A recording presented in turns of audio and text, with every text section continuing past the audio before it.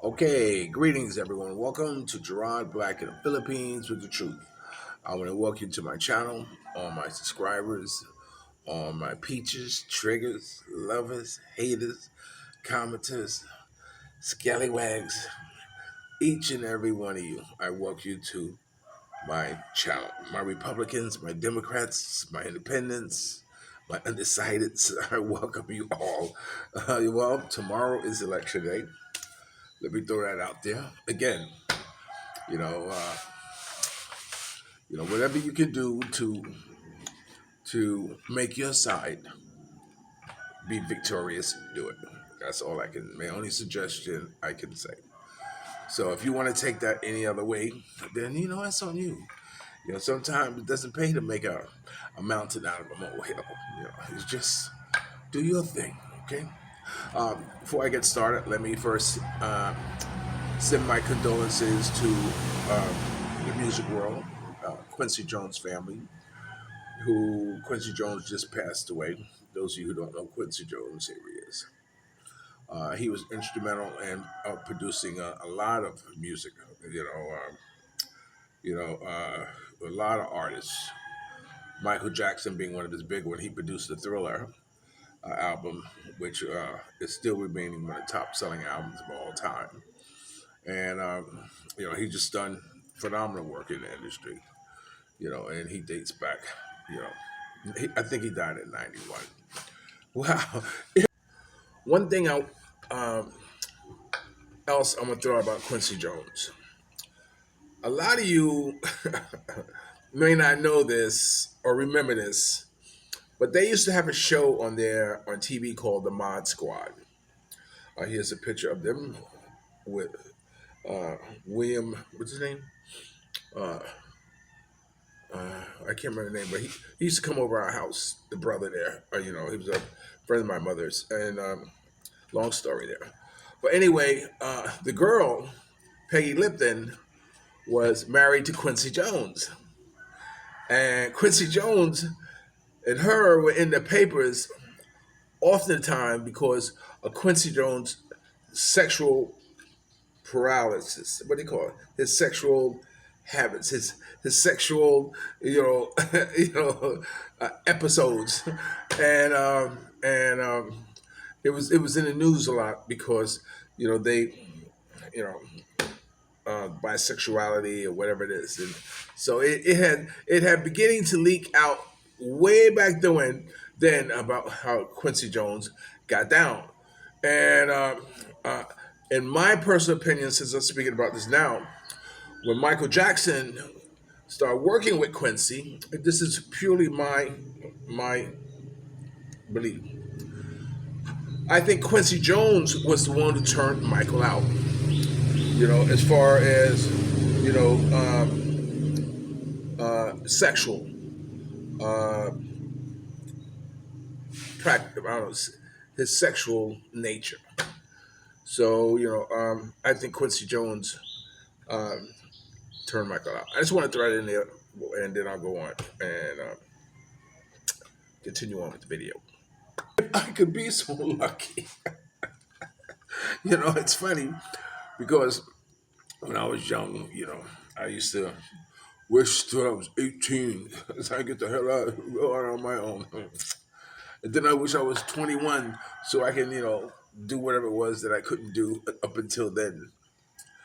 And then I made a commitment to myself. I'm going to be retired at 35, working by my phone, and yeah, I was pretty close to it. I had my photography business going by that time and whatever, so I wasn't too far off. But all my life, then I realized that all I was doing was wishing my life away. Wishing that I got to one point. It was funny because when I was younger, I don't know how young, teenage or something like this, and Michael Jackson was doing his thing.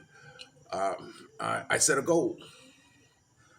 I said, now I'm older than Michael Jackson, so I said if I can outlive Michael Jackson, then that tells me that I have been living a good life. I have been, because he would have afford all the best medical care and best treatment or whatever, foods and all that stuff. So if I can just outlive him, then that tells me that I've done the right thing in my life. But then he up and was killed by Dr. Murray, or depending upon how you hear them tell it, with the propofol thing and whatever. And then I said, okay, I know, I will outlive Prince. Prince is was healthy, no drugs, doing his thing. And so I said, I'll pattern my life longevity after his, and then it's. And then look what happened. Don't let the elevator bring you down. Oh no, let's go crazy. So that kind of into that. So now it's you can't help but think about immortality. You can't help but think about trying to count the days or the years or I've never thought that I will live as long as I'm living now. Free. That is, but I've been very blessed. I've had angels around me, most of my life, and most of the choices and decisions I made were my choices and decisions I made. So I hold no regrets. I made decisions to do the things I did, consciously made the decision, which is different than like following a pack or peer pressure. I didn't have that. Nobody wanted me in their group. Nobody calling me, oh, Gerard, let's go play basketball. Nothing like that. No, So, I definitely march to the beat of a different drum. So, you know, um, now here I am at 70 and in the Philippines and with a child and and and and and and, and trying to, you know, I know I could do more for my health, to exercise more and kind of get out and walk more and doing the right thing. I know I could do more than that. In fact, I intended to do this video, my pumping weights for you, to, like doing something like doing it, but you see how far that went. So, you know, um, uh, and then, hearing about seeing movie stars and people who I admire and people I watched and people I grew up with, and passing away, and at a lot earlier age than I am, like 50 something, 60 or something like that. It's like, wow, wow, wow. And then you got those who live to be like 91, like Quincy Jones, and wow, wow, wow. And, but, I sincerely never thought in my wildest dreams, that I would be where I am today. It just goes to show you how life can throw a curve at you, man. You know, I mean, my hair was more or less, you know, getting away from the craziness of the U.S. You know, it's no fun. You know, always uh, uh, being a mark. You know what I'm saying? Sure. I've had people who who would genuinely like me, and I'm proud to say I'm probably the only guy who was able to get credit from street entertainers. And that's a good thing. I don't care what you say. If I can call a shooter and say, yo, baby, look, I ain't got no money, but I really, really, really, really need to get off. Can I owe you? Oh, sure, Gerard, sure, G. I'll be right over. Because they knew I was good for it. That's the type of trust that I've had from people. Some kind of unsavory, but it was a good thing. So anyway, you know, um, you know, um, I'm truly, truly blessed to be where I am. However long this ride lasts, I don't know. But um, I know my having my baby is definitely motivation. To to think more about doing more for my health. Not so much as doing it, but thinking more. I'm walking more, so I'm very glad about that. But it was interesting. Yesterday I was at the bank, and a good time to meet foreigners is always in the first of the month around the bank because they all kind of come into the bank and do their banking and whatever. And I saw this big guy sitting next to me, and he had one of those what do you call it? One of those. He had this thing where he had to breathe through his neck and talk. And very, we were cracking up. We were cracking up. He's from Houston, and we talked about the Philippines and all that stuff. But this guy was kind of on the huge side, and he's been through a lot. I mean, his health issues were numerous. His blessings are forever ongoing. That he's able to walk, to still be alive and still have the disposition he has, as far as uh, the things that he's gone through.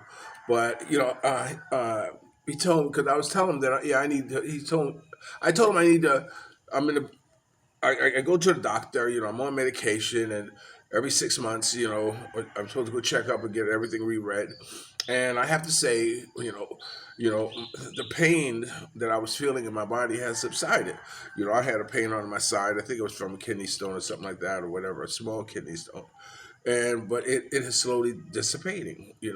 I in my mind because I don't feel the discomfort that was happening before. So that I only can mean one thing that it's getting better. So he said, "Why don't you go to Thailand? Why don't you go to Thailand and engage in their medical you know um, uh, capabilities there?" And I said, Thailand. I mean, how much better can it be than the Philippines? My God, I don't know about that. And I told him, I said, no, I offer better going back to the U.S. and going to the VA hospital and and have my medical needs, taken care of there because, there I will be able to, you know, uh, maybe have my eyes done, which I've been trying to do for 4 or 5 years now. But have my other concerns met. Whereas in Thailand, I just don't want to try to go. Suggest to go to Guam. I can go to Guam. There's a VA hospital, yeah, but it's not the same as going back to home, going to home turf. You know what I'm saying? Going to a doctor there in the VA hospital, where they have all my medical records and I could probably virtually, demand whatever type of, crisis I need to have met or operations I need to have done, if needed, So I'm in more of a driver's seat in the US than I could ever be in Thailand. So Thailand was out of the question. But excuse me. But anyway, I had a beautiful conversation with this guy, and but health, you know, is something that is not guaranteed. Just like I told you last week about a guy, 35 years old, dropping dead of a heart attack. You know, come to find out that I think I asked her, was he a drinker? She said, yeah, he was a drinker, whatever. You know, but to be that young and dying of a heart attack, you want to actually feel sad for someone like that. But you also want to be, more aware of how you live in your life.